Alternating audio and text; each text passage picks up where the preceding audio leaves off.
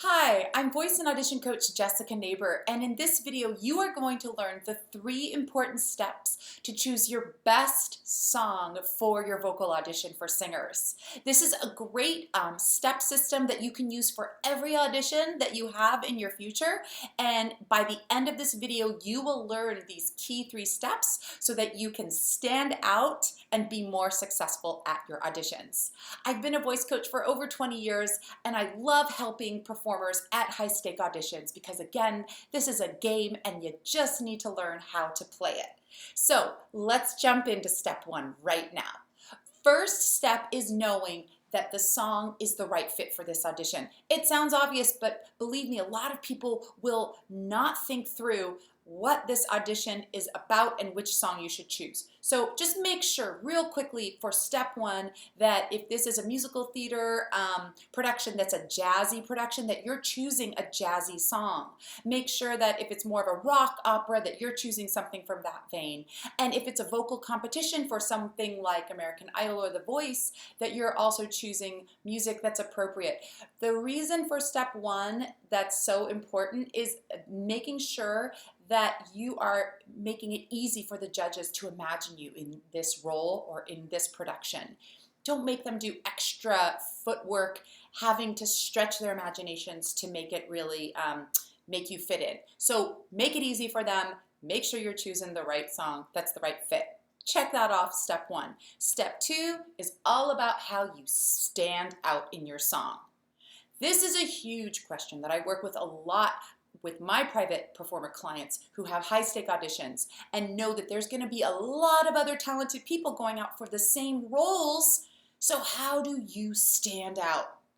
Well, one way you don't stand out is by choosing overdone material. Do not choose the most popular song that's the hit of the day, either on Broadway or in pop music. You don't want to touch those because more people are going to be choosing those songs, and then it's going to be much harder for you to stand out if many people are doing the same material.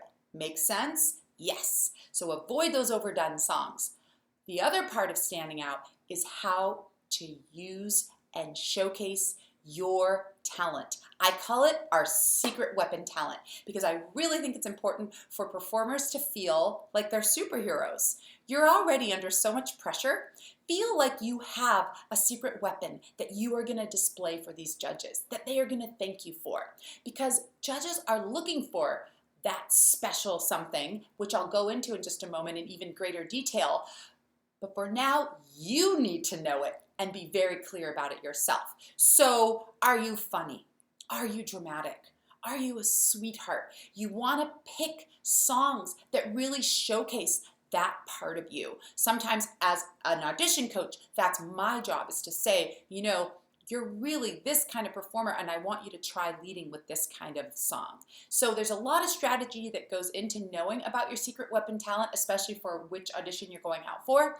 But just to get started, you might want to think about what has been successful for you in the past, what friends or other performers have pointed out about you and your talent, and make sure that you're getting really clear, because those are the parts of your talent that you want to build on and really showcase and demonstrate for the judges. Step 3 is actually making yourself the judge and rating your small selection of songs. So what I want you to do right now is pick your small list of songs. I don't want you to make it any more than like 3, maximum 5 songs, and you're going to record them, ideally with a video like we're doing right here, so that you can watch yourself. And then you're going to go through the rating system, and I'm going to give you 4 rating crucial things that a lot of judges are looking for, and then you're going to rate yourself 1 to 10. The highest score song is going to be what you're going to wind up using. I do this, again, a lot in my private practice, and what's fascinating is very often what I'm rating as the highest song is what the performer thought was also their highest song. But sometimes the answer can surprise you as well. So just go through this method. It's also a great way for you to just practice and watch yourself and learn some more skills. So the first thing you're going to ask yourself is, does it just complement your voice? Does it demonstrate that you are a very strong singer? The first thing those people are looking for when you start singing is, can they really sing? So just know that that's going to be the first criteria that they're going to be looking for. 2 is your overall vocal control. Are you able to really own this song? Are you really able to use your pitch and use your range and use all of your vocal skills to your greatest ability? I want you to showcase that with your vocal control. That's step 2. The third criteria that they're looking for is if you're a very powerful actor. Remember, in musical theater, half of your work, as well as singing, is the acting of the song. And so are you really, as well as being a very good singer, communicating and being emotional? And they will rate you on a scale of 1 to 10 about your emotional delivery. And the fourth category for what the judges are going to be rating you on is your overall stage presence.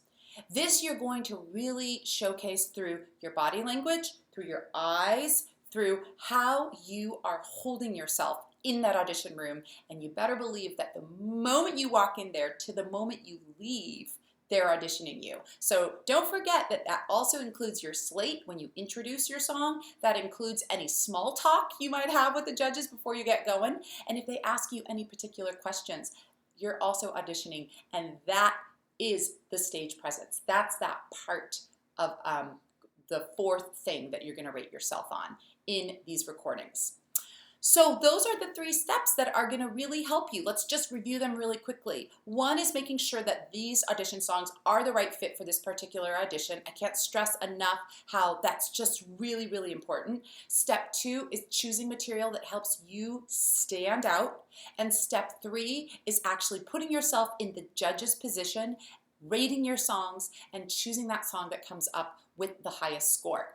And a bonus tip is the song that comes up with the second highest score, you are going to use as your plan B song, because no performer should ever go into an audition with only 1 song prepared. Even if you're just starting out, I want you to go in with 2 songs.